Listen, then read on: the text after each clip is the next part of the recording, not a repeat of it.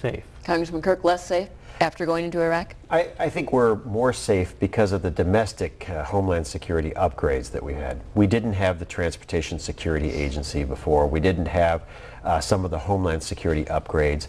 Probably the biggest change has been in Europe. The 9/11 attack was planned in Northern Europe under the guise of the European security agencies who didn't know what was going on. Now we've seen major al-Qaeda plots uncovered in Britain and then last week in Germany, meant to attack the United States. Our country hasn't been attacked in 6 years, and the foreign security services are doing a better job. But I would say... What about the question of Iraq itself? Did going into Iraq answer Congressman Lipinski's point that actually it's made us less safe because al-Qaeda is now freely operating in Iraq? It certainly has become the center of al-Qaeda operations in the world, with more al-Qaeda operatives there. But this is also fueled by countries that long ago supported terror. Al-Qaeda in Iraq is largely a function of Syrian resupply, a country we've long known has supported terror.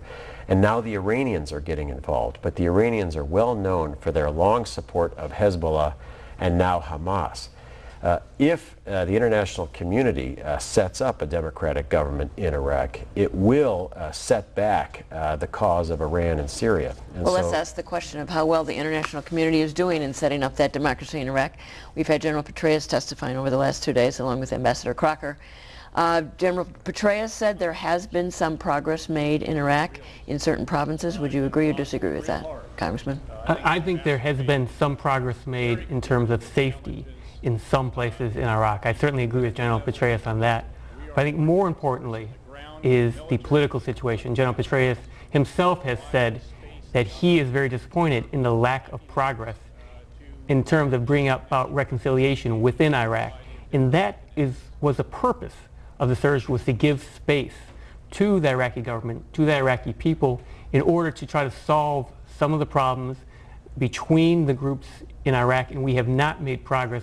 They have not made progress in regard to that since the surge began. So would you say the surge has worked or not worked, or is that too simplistic?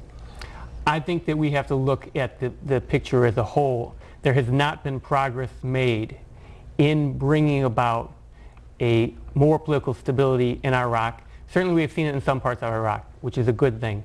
But overall, the surge was supposed to give the Iraqi government the opportunity to bring about more reconciliation within the country, and that has not worked. And even Ambassador Crocker was saying pretty much the same thing, that they had not seen the same kind of political success in getting this Iraqi government functional. Correct. Would you agree? Correct, but I think the problem is more basic. I mean, Congressman Lipinski and I have joined together because we think no one's listening on Iraq anymore. There was a survey that just said that only 5% of the American people were listening to the president. Only 20% of the American people wanted to listen to anything from the Congress. Now, why do you think that has happened, however? I think because the debate is now way too partisan and hasn't moved us forward. One of the things Congressman Lipinski and I have done is join in a bipartisan fashion to back the Iraq Study Group. This is the most senior experts of the U.S. government, Republican, Democrat, led by Secretary of State